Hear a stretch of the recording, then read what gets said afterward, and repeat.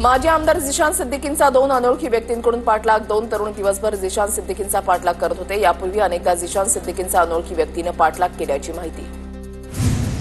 4 दिवसांपासून 2 अनोळखी व्यक्ती झिशान सिद्दीकींचा पाठलाग करत होते. दोघांनी आधी सलमान खानच्या घराची रेकी केल्याची सूत्रांची माहिती. कार्यकर्त्यांना संशय आल्यानंतर दोघांना ताब्यात घेत पोलिसांच्या हवाली केलं. माहिती म्हणून स्थानिक स्वराज्य संस्था निवडणुकीच्या तयारीला लागा. गरज भासेल तिथेच वरिष्ठांशी चर्चा होईल. भाजप कोर कमिटीच्या बैठकीमध्ये फडणवीसांचे आदेश. महायुती म्हणून पालिका निवडणूक जिंकण्याचं सर्वांचं मत. मंत्री उदय सामंत यांची प्रतिक्रिया. तर स्वतःचा पक्ष मजबूत असला पाहिजे यासाठी प्रयत्न करणार सामंतांचं वक्तव्य. भाजप महाराष्ट्रामध्ये मोठा भाऊ, ठाण्यामध्ये शिवसेना हाच मोठा भाऊ असणार. भरत गोगावले यांची प्रतिक्रिया. तर ठाणे शिवसेनेचा बालेकिल्ला, गोगावलेंचं वक्तव्य. उपमुख्यमंत्री एकनाथ शिंदे राज ठाकरेंशी बोलण्याची शक्यता. हिंदीच्या मुद्द्यावर सरकारची भूमिका समजावून सांगणार सूत्रांची माहिती. तर दादा भुसेंच्या भेटीनंतरही राज ठाकरेंचा विरोध कायम.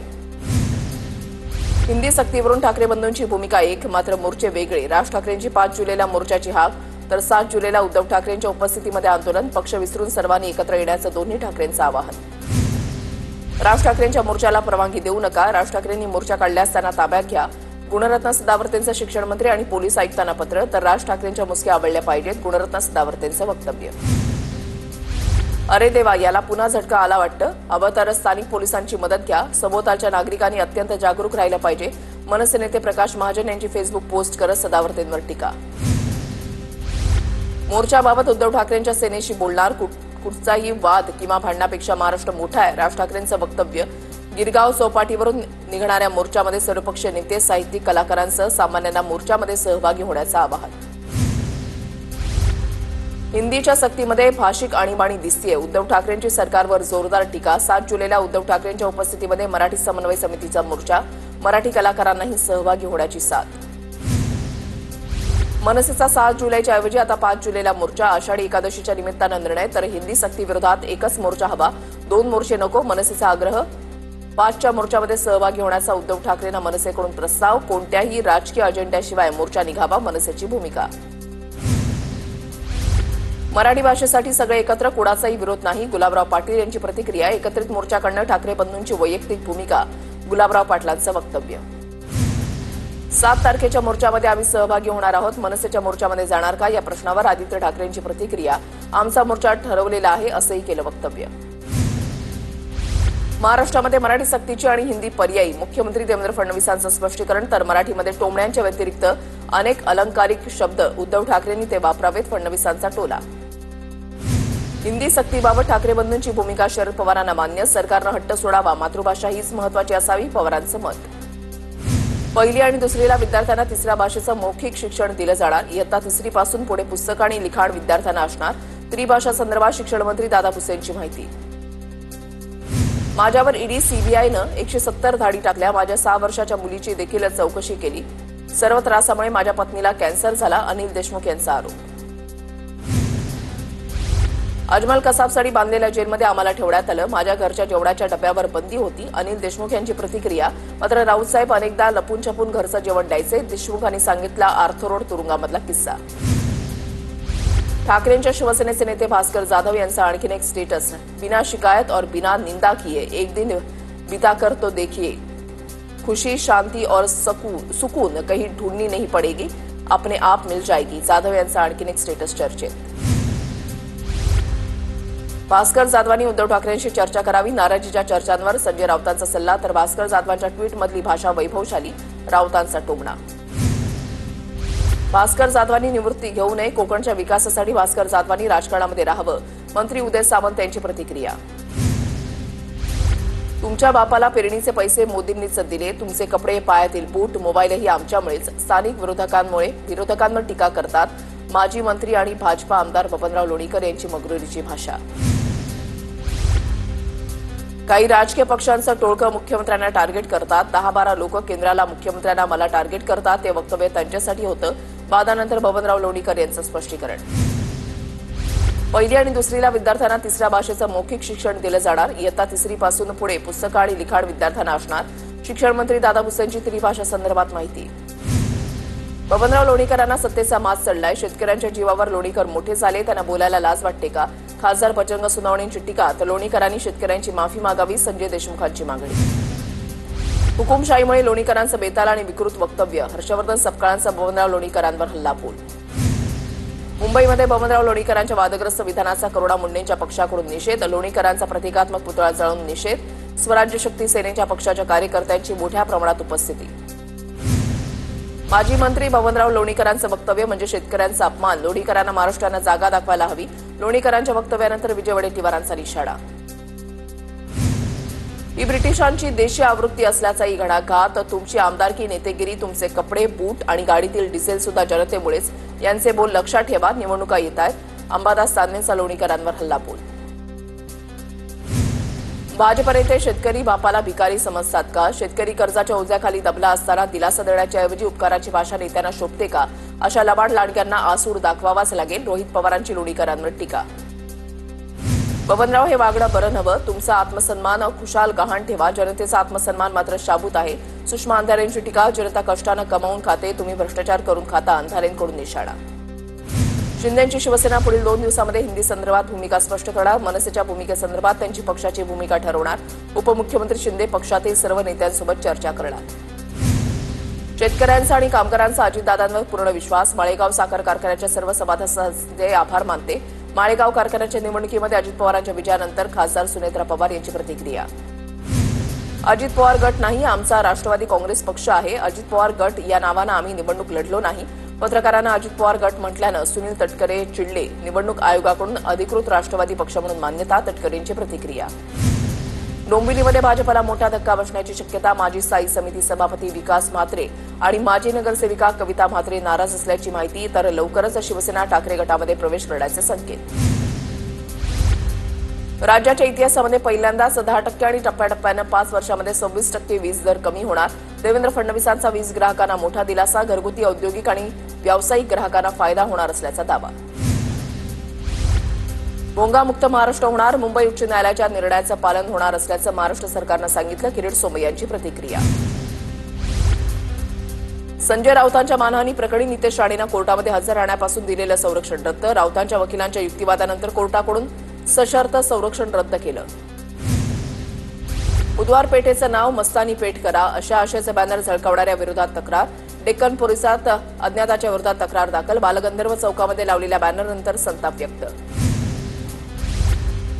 शंकरराव चव्हाणांनी आणीबाणीमध्ये वर्तमानपत्र बंद केलं, पण आज त्यांचाच मुलगा अशोक चव्हाण भाजपमध्ये आहे. संजय राऊतांची प्रतिक्रिया. मात्र आता अशोक चव्हाण मोदींचे एकदम खास आहेत, संजय राऊतांचा निशाणा. विधिमंडळाच्या पावसाळी अधिवेशनाची तारीख ठरली. 30 जून ते 18 जुलै दरम्यान मुंबईमध्ये होणार विधिमंडळाचं पावसाळी अधिवेशन.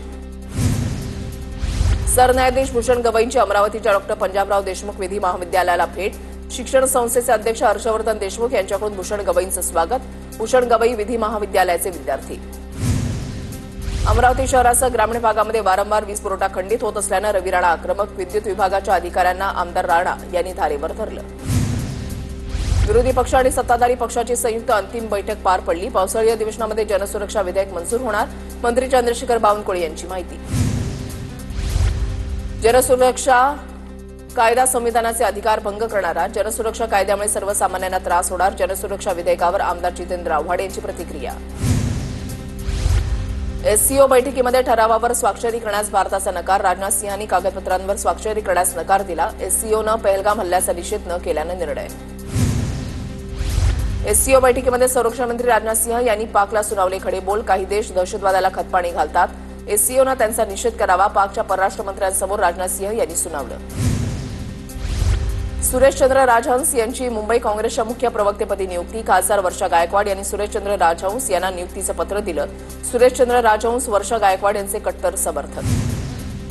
पुण्याच्या खेडमधील आंबोली ग्रामपंचायतीच्या सरपंचपदी कैलासराव शिंदेंची बिनविरोध निवड. सरपंचांच्या पत्नीचा जल्लोष, सरपंच पत्नीनं खांद्यावर घेतलं. अहिल्यानगरच्या पाथर्डीमधील तांबोळ देवस्थानामध्ये संग्राम जगतापांकडून महाआरती. भाजपा आमदार मोनिका राजळेंसह मोठ्या संख्येनं कार्यकर्त्यांची उपस्थिती. वरळी कोळीवाडामधील पाप विमोचनेश्वर मंदिरामध्ये आदित्य ठाकरेंकडून शिवशंभूची पूजा. अमरनाथ यात्रेला जाणाऱ्या भाविकांची यात्रा सुखरूप व्हावी, आदित्य ठाकरेंची प्रार्थना. पुण्याच्या स्वारगेट स्थानकामधील पोलीस तस्कराचा पाठलाग करतानाचा थरारक व्हिडिओ समोर.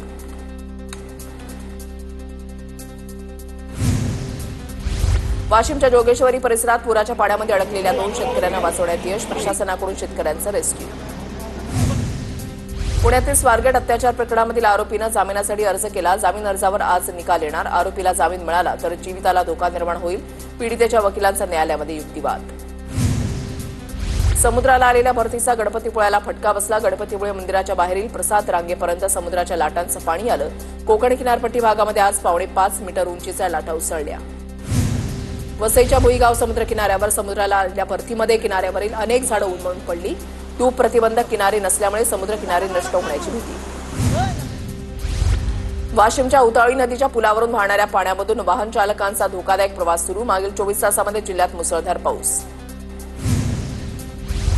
महिला पोलीस कर्मचाऱ्याकडून मारहाण, तरुणाचा आरोप. तरुणानं केलेल्या आरोपाचा video viral. Video Kandivali station परिसरामध्ये असल्याची माहिती. 32,000 कंत्राटी आरोग्य कर्मचाऱ्यांच्या थकलेल्या पगाराचं वितरण. कंत्राटी कर्मचाऱ्यांच्या पगारासाठी 301 कोटींचा निधी शासनानं मंजूर केला होता. राज्यमंत्री मेघना बोर्डीकर यांची अलिबागमधील सरकारी रुग्णालयाला भेट. सिव्हिल रुग्णालयाच्या नवीन इमारतीकरता लवकरात लवकर पाठपुरावा करू, मेघना बोर्डीकरांचं आश्वासन. भाजपच्या गणेश नाईकांची सिडकोच्या कारभारावर ताशेरे ओढत शिंदेंवर टीका. आतापर्यंत सिडकोची घरं विकण्यासाठी एजंट नेमले नव्हते, मात्र आता घरं विकण्यासाठी एजन्सी नेमली. चौकशी व्हायला हवी, गणेश नाईक यांची मागणी. भाजपनं आमच्या घरामध्ये फूट पाडली. जयश्री पाटलांच्या भाजप प्रवेशानंतर विशाल पाटलांची टीका. स्वाती साठे यांची विशेष कारागृह महानिरीक्षकपदी नियुक्ती. जालिंदर सुपेकरांच्या बदलीनंतर स्वाती साठे यांची नियुक्ती. पुण्यातील वैष्णवी हगवणे प्रकरणावर झालेल्या आरोपानंतर सुपेकरांची बदली करण्यात आली होती. पुण्यातील धोकादायक इमारती आणि वाड्यांना पालिकेची नोटीस. शहरातील वाडा मालक आणि भाडेकरूंना विरोध. पुणे पालिकेकडून वीज आणि पाणी पुरवठा खंडित. भिवंडीमधील छत्रपती शिवाजी महाराज चौकाच्या नूतनीकरणाच्या कामाचा शुभारंभ. आमदार महेश चौगुलेंकडून कामाचा शुभारंभ. नूतनीकरणासाठी 6 कोटी रुपये मंजूर. ठाण्यामध्ये पहिल्याच पावसामध्ये रस्त्यांची दुरवस्था. सामाजिक कार्यकर्त्यांकडून खड्ड्यांची पूजा करत प्रशासनाचा निषेध. लाडके खड्डे दाखवल्यास 2,100 रुपयांचं बक्षीस दिलं जाणार. सामाजिक कार्यकर्ते संगम डोंगरे यांची प्रतिक्रिया. लातूरच्या जाहिराबाद परभणी महामार्गावर शेतकऱ्यांचा रास्ता रोको. अंतेश्वर प्रकल्पाला शेतकऱ्यांचा विरोध. अंतेश्वर प्रकल्प रद्द करण्याची शेतकऱ्यांची मागणी. मुंबईमध्ये ग्रामसडक योजनेमधील कंत्राटी कर्मचाऱ्यांचं आमरण उपोषण आंदोलन. वेतनवाढ करून नियमित कर्मचाऱ्यांप्रमाणे सुविधा देण्याची कंत्राटी कर्मचाऱ्यांची मागणी. पुढील 3 दिवस अमरावती जिल्ह्यामध्ये मुसळधार पावसाचा अंदाज. सकाळपासूनच अमरावतीमध्ये ढगाळ वातावरण. दरम्यान पावसामध्ये अनियमितता असल्यानं अनेक भागात पेरण्या खोळंबल्या. बुलडाण्याच्या मेहकर तालुक्यामध्ये ढगफुटी सदृश पाऊस. पावसामुळे डोणगाव परिसरातील शेती पाण्याखाली. शेती पिकांचं मोठं नुकसान झाल्यानं शेतकरी हवालदिल. अकोल्याच्या पातूरमधील पूर परिस्थिती ओसरायला सुरुवात. जरंडी गावातील पूर परिस्थिती नियंत्रणात. 3 कुटुंबातील 12 नागरिकांना सुरक्षित स्थळी हलवलं. नदीकाठच्या गावांना प्रशासनाकडून सतर्कतेचा इशारा. रेणुकादेवी संस्थानच्या माहूरगडाची संरक्षण भिंत कोसळली. लिफ्ट आणि स्कायवॉकच्या कामामुळे भिंत पोखरली गेली. पूजेचं साहित्य आणि इतर वस्तूंचं मोठं नुकसान. कंत्राटदाराच्या निष्काळजीपणामुळे तडा गेल्याचा आरोप. वर्ध्याच्या यशोदा नदीला पूर. नदीचं पाणी पुलावरून वाहू लागलं. वर्धा राळेगाव मार्गावरील वाहतूक प्रभावित. अलमडोह अलीपूर मार्गावरील वाहतूक देखील बंद होती. मुसळधार पावसानं वाशिम जिल्ह्याला चांगलंच झोडपलं. पिंपरी सरद गावाला पुराचा वेढा. बीड जिल्ह्यामध्ये मागील 16 दिवसांपासून पावसाची दडी. पेरणी केलेली पिकं सुकू लागली. शेतकऱ्यांवर दुबार पेरणीचं संकट येण्याची शक्यता. अकोल्यामधील नवीन जिल्हाधिकारी कार्यालयाला गळती. 11 जूनला नवीन इमारतीचं उद्घाटन झालं आणि 15 दिवसातच इमारतीला गळती. बांधकाम विभागावर प्रश्नचिन्ह. जळगाव शहरामध्ये जोरदार पाऊस. पावसामुळे जिल्हाधिकारी कार्यालयाच्या प्रवेशद्वारासमोर पाणी साचलं. पावसाचं पाणी साचल्यानं नागरिकांना अडचणींचा सामना करावा लागतोय. बुलडाण्याच्या डोणगावात पावसामुळे नदी नाल्यांना पूर. नाल्याचं पाणी शेतामध्ये शिरल्यानं हळद पिकांचं नुकसान. नदीकाठावरील शेती रखडली. वाशिमच्या मालेगाव तालुक्यामध्ये एरंडा गावाला 4ही बाजूने पुराच्या पाण्याचा वेढा. अडाण नदीला आणि लेंडी नाल्याला आलेल्या पुरामुळे जनजीवन पूर्णपणे विस्कळीत. गावाचा तालुक्याशी आणि जिल्ह्याशी संपर्क तुटला.